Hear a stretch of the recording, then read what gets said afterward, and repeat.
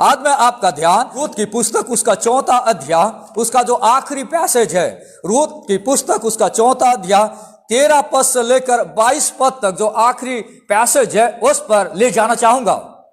रूत की पुस्तक ये बहुत ही एक ब्यूटीफुल पुस्तक है बाइबल में, और जो रूत की पुस्तक है तो मात्र 4 अध्याय, पर यहां पे कई सारे ऐसे परमेश्वर के लॉ का, परमेश्वर की व्यवस्था का वर्णन किया गया है जो आमतौर से आम व्यक्ति, आम इंसान नहीं जानता। कई सारे लोग रूत की पुस्तक को मात्र एक कहानी के जैसा पढ़ते हैं, मात्र एक स्टोरी के जैसा पढ़ते हैं, पर इसके पीछे जो बहुत बड़ी शिक्षा, बहुत बड़ा ज्ञान, इसके पीछे बहुत ऐसी बातें जो वर्तमान कॉन्टेक्स्ट में मेरे और आपके सामने घट रही है, उस मैटर को कैसे सॉल्व किया जाए, उस पुस्तक के द्वारा जो आज से करीबन 3000 साल पहले लिखी गई ये रूत की पुस्तक आज भी मेरे और आपके लिए लाइव प्रेजेंटेशन करता है। आज भी मेरे और आपकी समस्याओं का हल इस पुस्तक के द्वारा परमेश्वर देना चाहता है। बहुत ही सुंदर पुस्तक है। आप चाहे तो रोज इस पुस्तक को पढ़ते जाइए, रोज आपको नई नई बातें सुनने को और देखने को मिलेगी। Wonderful book of the Bible, Ruth की पुस्तक। और आज हम उसके आखिरी पैसेज में आए हैं, और अभी तक हमने देखा कि रूत की जो पुस्तक है वहां पे जो परमेश्वर किस प्रकार से नाओमी और रूत को मोआब से अपने देश में लेकर आता है और वहां पर वे रहने लगते हैं, और उसके बाद रूत की अध्याय 4 में शादी हो जाती है। उसके बाद हम देखेंगे 13 पद से लेकर 22 पद तक, यहां पे परमेश्वर ने बोज और रूत के जीवन में, शादीशुदा जिंदगी में एक आशीष को दिया, और जो नाओमी थी, रूत की जो सास थी, वो उस बच्चे की परवरिश करती है अपने गोद में रखकर, और उस शहर की महिलाएं, बैतलहम की महिलाएं बहुत ही आनंदित है क्योंकि इस परिवार में एक सुंदर बच्चा पैदा हुआ है। और उसके बाद आप देखेंगे एक वंशावली का जिक्र किया गया है, 18 पद से लेकर 22 पद तक एक वंशावली का जिक्र यहाँ पे किया गया है। जब और आप इस पुस्तक को पढ़ते हैं, रूत की पुस्तक, और पीछे एक और पुस्तक पीछे जाएंगे, न्यायों की पुस्तक, वहां पे आपको एक बहुत बड़ी बात आपको देखने को मिलेगी, एक बहुत बड़ा लेसन आपको देखने को मिलेगा। वो लेसन यह है कि बुरे समय में भी परमेश्वर अपने लिए कुछ लोगों को बचाकर, चाहे वे थोड़े क्यों ना हो, अपनी योजनाओं को पूरा करता है। ध्यान से सुनिए, आज का जो मैसेज है उसका जो सार है, अगर आप इस स्टेटमेंट को समझ जाएं तो मैं सोचता हूं कि आप बहुत बड़े मैसेज को आप समझ पाएंगे। बुरे समय में भी परमेश्वर अपने लिए कुछ लोगों को बचाकर, चाहे वे थोड़े क्यों ना हो, अपनी योजनाओं को पूरा करता है। Even in the worst of times God always preserves a remnant to fulfil his purposes. जब और आप इस पाठ को पढ़ते हैं तो और आज के वातावरण को देखते हैं, आइए मैं एक बात आपको बताना चाहता हूं। We are facing same crisis which is seen in the book of Ruth and Judges. जिस प्रकार का संकट काल का वर्णन रूत और न्यायों की पुस्तक में किया गया है, उसी प्रकार की परिस्थितियां आज भी वर्तमान में हमें देखने को मिलती है। मैं आज आपको समझाऊंगा। इससे मैंने शुरू में ही आपसे कहा कि जो पुस्तक आज से करीबन 3000 साल पहले लिखी गई, वो पुस्तक आज हमसे कैसे बातचीत करता है, आज की परिस्थितियां और उस समय की परिस्थितियों के साथ कैसे मेल कराता है, समझने के लिए इससे कहा जाता है कि गॉड्स वर्ड इज अलाइव, परमेश्वर का वचन जीवित है। दुनिया में कोई भी ऐसी पुस्तक नहीं है जो वर्तमान में लोगों को एक जीवन संदेश लेकर आता है। लोगों को लगता है कि आज वही परमेश्वर का वचन आज भी उतना ही ताजा है, आज भी उतना ही जिंदा है, जिस प्रकार उसने उस समय के लोगों के जीवनों में बड़ा बदलाव को लेकर आया। आज भी अगर सही परमेश्वर के वचन को लोगों तक पहुंचाया जाए तो वचन उतना ही प्रभावकारी है। जिस प्रकार का संकट काल का वर्णन रूत और न्यायों की पुस्तक में किया गया है, उसी प्रकार की परिस्थितियां आज भी वर्तमान में देखने को मिलती है। जब आप रूत की पुस्तक को पढ़ रहे हैं, आपने रूत की पुस्तक उसके पहले अध्याय में देखा कि वहां अकाल पड़ जाता है। अकाल आज भी पड़ते हैं, आज भी देश में दुनिया में अकाल पड़ रहे हैं। आज भी कई जगहों में अकाल पड़े हैं, कई जगहों में अकाल पड़ते हैं। यह एक आम समस्या है। आप देखिए, यहां पे नाओमी अपने पति के साथ और दोनों बच्चों को लेकर अपना देश छोड़ के मोआब देश जाती है, क्योंकि अकाल पड़ा था। सेम सिचुएशन है, आज भी दुनिया में अकाल पड़ रहे हैं। उस समय अकाल पड़ा था, आज भी अकाल पड़ता है। उस समय इकोनॉमिक डाउनफॉल था, आर्थिक तंगी थी। जब अकाल होगा तो नेचुरली आर्थिक तंगी आएगी। आज भारत देश की स्थिति को आप समझ पा रहे हैं। आज भारत देश इकोनॉमिक डाउनफॉल से गुजर रहा है, आर्थिक परिस्थिति से गुजर रही है। प्रॉब्लम सेम है, आर्थिक तंगी से लोग गुजर रहे हैं। आज लोगों को जीने के लिए बहुत परेशानियां हो रही है। कई सारे लोगों के जॉब छूट गए हैं इस बीमारी के कारण में। इकोनॉमिक डाउनफॉल आ गया है, आर्थिक तंगी से व्यक्ति परेशान है, परिवार परेशान है, देश परेशान है। Same situation even today. लड़ाइयां की चर्चा हम सुन रहे, उस समय भी लड़ाइयां होती थी। इस्राएली लोगों को चारों तरफ से आक्रमण किया जाता था और उसका शिकार हो जाते थे। जब खेत खलियान में लोग अपने उपज को इकट्ठा करते थे तो पड़ोसी लोग आकर रात के समय में हमला करते थे और उस गेहूं को और जौ को चुरा कर ले जाते थे। इसलिए वे खलियान में पहरेदार रखा करते थे। आज भी सेम प्रॉब्लम है, आज भी लड़ाइयों की चर्चा हो रही है। आज भी इस प्रकार की समस्या से हम गुजर रहे हैं। उस समय भी एनिमी ऑपरेशन था, दूसरे देश के लोग आकर इस्राएली प्रजा को परेशान करते थे। आज भी मसीहों के साथ सताव हो रहा है, आज भी मसीहों के साथ परसिक्यूशन हो रहा है। प्रॉब्लम सेम है, प्रॉब्लम सेम है।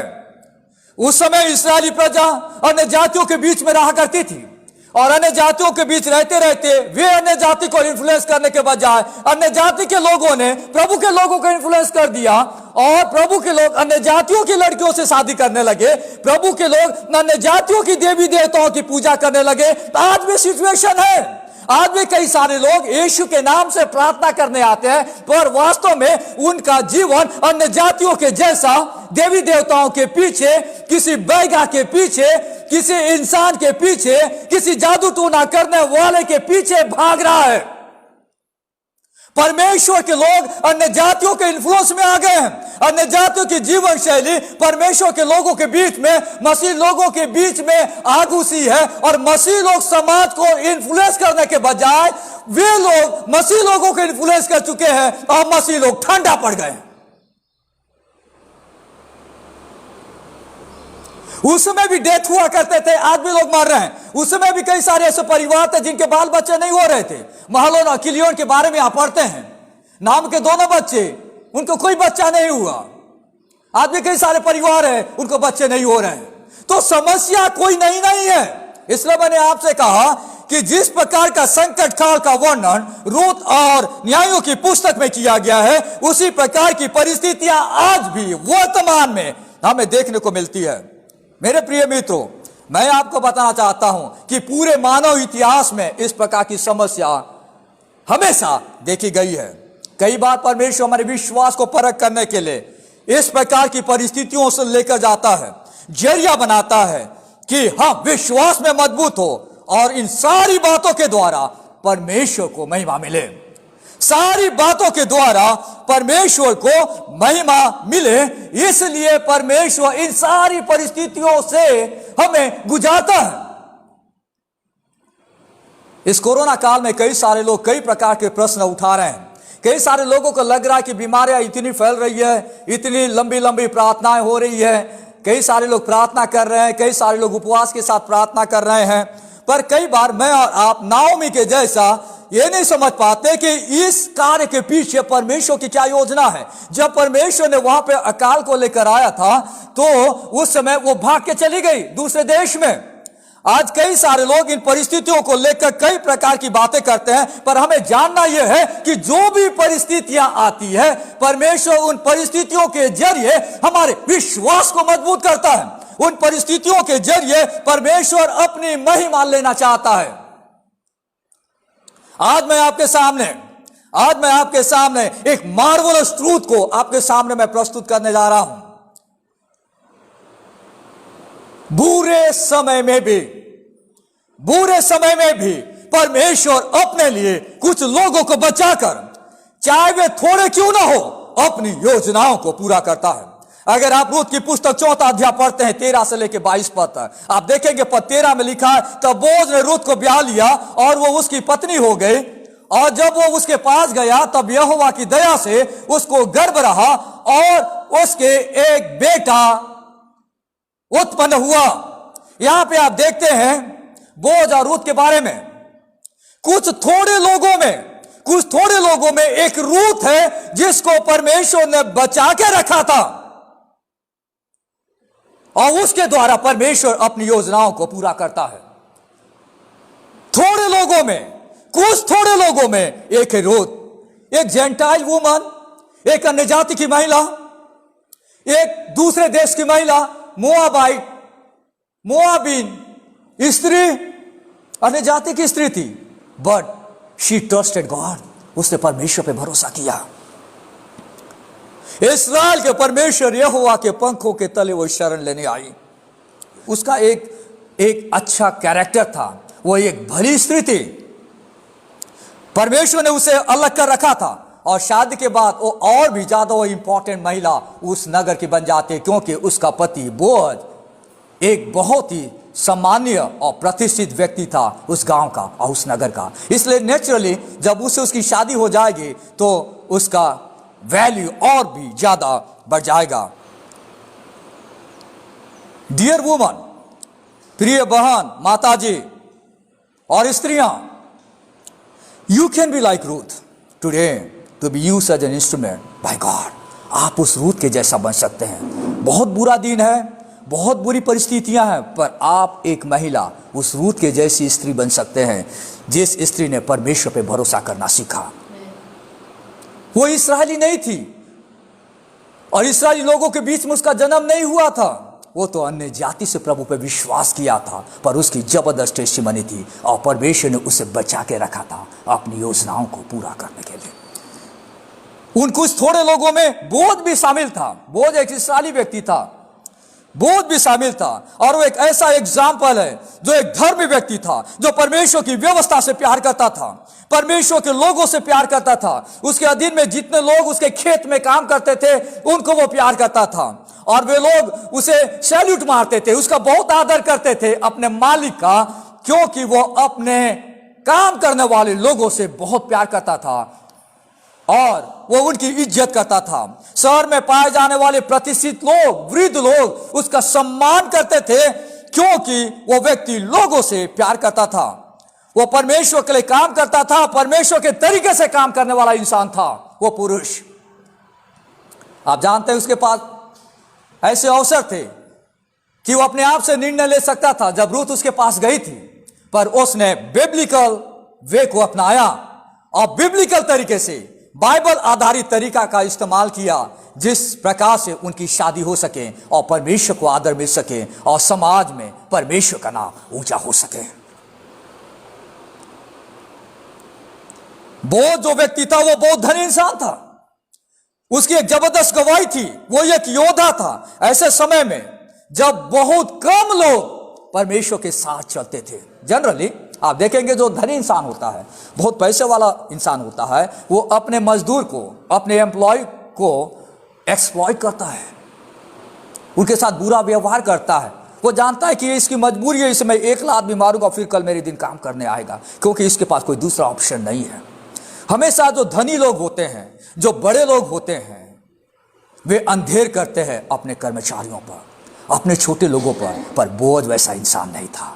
He was very rich man, वो बहुत धनवान इंसान था, उसके पास धन की कोई कमी नहीं थी, पर वो परमेश्वर का भय मानने वाला धर्म इंसान था। इसलिए आप जानते हैं जब वो खेत में भी जाता था तो उसके अंडर में काम करने वाले लोग उसको आशीष दिया करते थे। हमारा मालिक कितना अच्छा मालिक है। आज लोग वर्ल्ड में फादर्स डे के रूप में मना रहे हैं। मैं सोचता हूं कि आज उन लोगों के लिए बोझ का जीवन बहुत ही ज़्यादा एक एग्जाम्पलरी हो सकता है। एक उदाहरण के तौर पे बोझ वो पिता बना, वो पुरुष बना, वो पति बना जिसने ऐसे समय में जब लोग अपने हिसाब से जीवन जीते थे, कोई परमेश्वर के वचन को पढ़ता नहीं था, ऐसे समय में वो परमेश्वर के वचन को पढ़ता था। ऐसे समय में वो परमेश्वर के वचन का आदर करता था। आज जो पिता है, जो पुरुष है, जो पति है, उनके लिए एक बहुत बड़ा चैलेंज है। आज बहुत कम ऐसे लोग, ऐसे पुरुष और ऐसे पिता देखने को मिलते हैं। The one who loves God, जो परमेश्वर से प्यार करता है। ऐसे पुरुष जो परमेश्वर के लिए जीते हैं। आप जो पिता हैं, आप जो पुरुष हैं, you can be like Boaz today to be used as an instrument for God. आप बोझ के जैसा व्यक्ति बन सकते हैं। ऐसे समय में जब लोग परमेश्वर से दूर जा रहे हैं, आप बोझ के जैसा परमेश्वर के लिए खड़े होने वाला पुरुष, खड़े होने वाला पिता बन सकते हैं। उन थोड़े लोगों में बेतलेहम की स्त्रियां भी थी। देखिए, अगर आप यहां पे पढ़ेंगे, एक बहुत ही अमेजिंग बात यहां पे हमें देखने को मिलता है 14 पद से आगे में। तब स्त्रियों ने नाओमी से कहा, यहोवा धन्य है जिसने तुझे आज छुड़ाने वाले कुटुंबी के बिना नहीं छोड़ा। इस्राएल में इसका बड़ा नाम हो और ये तेरे जी में जी ले आने वाला और तेरा बुढ़ापे में पालने वाला हो, क्योंकि तेरी बहू जो तुझसे प्रेम रखती है और 7 बेटों से भी तेरे लिए श्रेष्ठ है, उसी का यह बेटा है। फिर नाओमी उस बच्चे को अपनी गोद में रखकर उसकी धाई का काम करने लगी। बेतलेहम नगर की रहने वाली स्त्रियां उन थोड़े लोगों में शामिल थी जो परमेश्वर का भय मानती थी। The women of Bethlehem trusted God even in the famine time. आप जानते हैं, जब बेतलेहम में, यहूदा में अकाल पड़ा, नाओमी अपने पति और 2 बच्चों के साथ दूसरे देश जाती है कि वहां हम लोग जी पाएंगे। उसने परमेश्वर पे भरोसा नहीं किया। पर वहां पे कई सारी स्त्रियां थी, कई सारी महिलाएं थी, अपने परिवार के साथ उसी जमीन पर टिकी रहे अकाल में भी। और आप देखते हैं 1 अध्याय में जब नाओमी अपने बहू रूत के साथ वहां पे एंट्री मारती है, उसका 1 अध्याय में उसका 19वां पद में, तब वो स्त्रियां जब वहां पे उसे देखती है, देखिए पद 1 का 19 में, सो जब नाओमी और रूत दोनों चल निकली और बेतलेहम को पहुंची, तो और उनके बेतलेहम में पहुंचने पर कुल नगर में उनके कारण धूम मची और स्त्रियां कहने लगी, क्या यह नाओमी है? नाओमी कई सालों से उनके संपर्क में नहीं थी, दूसरे देश में चली गई थी। पर जैसे भी हो, आज नाओमी वापस अपने बेतलेहम शहर में आई है। बेतलेहम की स्त्रियां जो परमेश्वर पे भरोसा करने वाली स्त्रियां थी, a group of women who trusted God, उन्होंने नाओमी का स्वागत किया। कुछ थोड़े लोगों में बेतलेहम की स्त्रियां भी थी। और आप यहां पे आप देखते हैं, जब रूत और बोaz के द्वारा एक बेटा उत्पन्न हुआ, तब सेम स्त्रियां, मैं विश्वास करता हूं, आज उसके पास गई हैं और वो कहती है कि प्रेज बी टू गॉड, यहोवा का नाम धन्य हो जिसने तुझे आज छुड़ाने वाले कुटुंबी के बिना नहीं छोड़ा।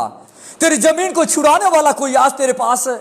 जिस जमीन को तूने बेच दिया था, छुड़ाने वाला आज बोझ तुम्हारे साथ है। रूस से शादी करने वाला कोई व्यक्ति आज तुम्हारे साथ है। वो जब वो आई थी तो वो उसे कही थी कि तुम मुझे नाओमी मत कहो। नाओमी का मतलब होता है स्वीट, मीठापन। तुम मुझे मारा बुलाओ, क्योंकि ना मारा का मतलब होता है कड़वापन। मैं कड़वी हो चुकी हूं। पर आज आप देखेंगे इस पाठ में स्त्रियां कहती है, यहोवा का नाम धन्य हो, क्योंकि आज छुड़ाने वाला कोई व्यक्ति तेरे पास है। कितनी सुंदर महिलाओं का ग्रुप यहां पे पाया जा रहा था। वे परमेश्वर की स्तुति कर रहे हैं और साथ ही साथ उसे करेक्ट भी कर रहे हैं, उसे करेक्शन भी दे रहे हैं और उसे बता रहे हैं कि आज ये सब कुछ इसलिए हो सका क्योंकि परमेश्वर ने तेरे लिए छुड़ाने वाले कुटुंबी की व्यवस्था की है। आज तुझे एक बच्चा हुआ है और वो बच्चा तेरे बुढ़ापे में काम आएगा। आज तेरे पास जो बहू है वो बहू तुझसे बहुत प्रेम रखती है। तेरी बहू तो 7 बेटों से भी बढ़कर है। कितनी सुंदर उसकी बहू थी, अन्य जाति की महिला जिसने परमेश्वर पे भरोसा किया था। 7 बेटों से भी ज्यादा तुझसे प्यार करने वाली तेरी बहू है। आप देखेंगे तब वो जाकर उस बच्चे को अपनी गोद में लेती है और धाई का काम करने लगती है। और पद 17 में देखिए, और उसकी पड़ोसिनों ने यह कहकर, यानी जो उस शहर के रहने वाली स्त्रियां थी, उन्होंने कहा कि नाओमी के एक बेटा उत्पन्न हुआ है। लड़के का नाम ओबेद रखा। ईशे का पिता और दाऊद का दादा वही हुआ। बाइबल में आप एक ऐसे बच्चे के बारे में सुनते हैं, बाइबल में आप एक ऐसे बेटा के बारे में सुनते हैं जिसका नाम उसके मां बाप ने नहीं रखा, जिसका नाम उसके दादा दादी ने नहीं रखा, उसका नाम उस गांव की महिलाओं ने रखा, यरूशलेम की स्त्रियों ने रखा। उन्होंने जाना ये तो परमेश्वर की आशीष है और उन्होंने उसका नाम ओबेद रखा। उन्होंने उसका नाम ओबेद रखा। ओबेद का मतलब होता है सर्वेंट, ओबेद का मतलब होता है वर्शिपर, परमेश्वर का आराधक, परमेश्वर का सेवक। उन्होंने उसका नाम ओबेद रखा और उन्होंने उस बच्चे को भी प्यार किया, उसका स्वागत किया, उसे गोद में लिया। परमेश्वर लोगों का सक्सेस इस आधार पे नहीं नापता कि कितना बड़ा ग्रुप उसके पास है। God always look for the faithful people. परमेश्वर हमेशा विश्वासों के लोगों को देखता है और उनके जरिए परमेश्वर काम करता है, चाहे वे नंबर में, चाहे वे गिनती में थोड़े ही क्यों ना हो। It is God who works. हमें मालूम नहीं कि यहूदा इतना बड़ा देश था और भी कई सारे गांव होंगे, कई सारे वहां नगर होंगे। उन नगरों में क्या इस प्रकार की महिलाओं का ग्रुप वहां पे रहा होगा जैसे बैतलहम में रहने वाली महिलाओं का ग्रुप था। पर यहां पे हम देखते हैं कि बैतलहम शहर की रहने वाली महिलाओं ने परमेश्वर की योजना को समझा कि परमेश्वर ने नाओमी और रूत के लिए एक किंसमैन रिडीमर की व्यवस्था की है, एक छुड़ाने वाला कुटुंबी की व्यवस्था की है। And this is the plan of God. और ये परमेश्वर की योजना है। मैं विश्वास करता हूं कि ये जो महिलाएं थी, ये जो महिलाओं का ग्रुप था, वे नाओमी के दुख में भी उसके साथ खड़ी रही होंगी जब उसके पास कुछ नहीं था। आज उसके पास जो है और ये महिलाएं फिर से वहां पर आ रही है और वे उसके जॉय में शामिल हो रहे हैं। मैं आज आपको एनकरेज करना चाहता हूं, अगर आपके पास एक छोटा सा ग्रुप है, if you have a group of few committed people, don't be discouraged. You can be like a group of women जो लोग फेथफुल थे, परमेश्वर से प्यार करते थे। आप भी उसी प्रकार एक ग्रुप बन सकते हैं। आप छोटे लोग हो सकते हैं, पर अगर आप परमेश्वर के प्रति फेथफुल हैं तो God can use you as his instrument for his purposes. God fulfils his purposes through godly remnant. परमेश्वर अपने लिए कुछ लोगों को बचाकर या चुनकर, चाहे वे थोड़े ही क्यों ना हो, अपनी योजनाओं को पूरा करता है। बाय गॉड्स ग्रेस, परमेश्वर के अनुग्रह से उन्हें एक बच्चा होता है और वो बच्चा ओबेद ईशे का पिता बनता है और ईशे जो था वो दाऊद का पिता था। दूसरे शब्दों में ओबेद वो व्यक्ति बनता है जो दाऊद का दादा बनता है। दाऊद इस्राएल देश का बहुत ही बड़ा एक राजा था जिसको परमेश्वर ने चुना था। क्या उस समय के लोगों ने कभी सोचा होगा कि इन गिने चुने लोगों के द्वारा एक बहुत बड़ा राजा इस्राएल देश में आ सकता है? नेवर। मैं और आप कभी भी परमेश्वर की योजना को नहीं समझ सकते जो कुछ समय के बाद घटेगा।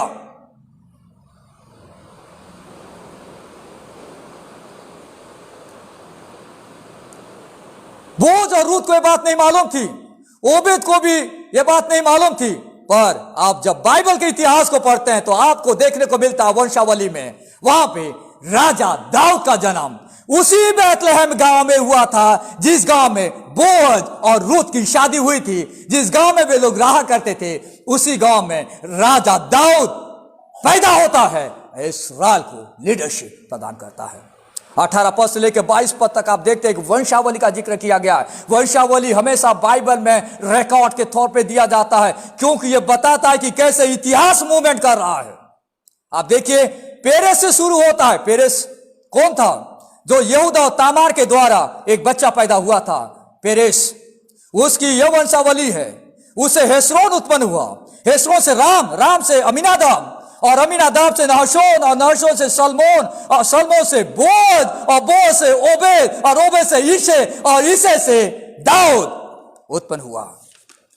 मेरे प्रियो, मेरे मित्रों, आज मैं आपको एनकरेज करना चाहता हूं। You may be only one in your family walking in the light of scripture, walking in the light of scripture.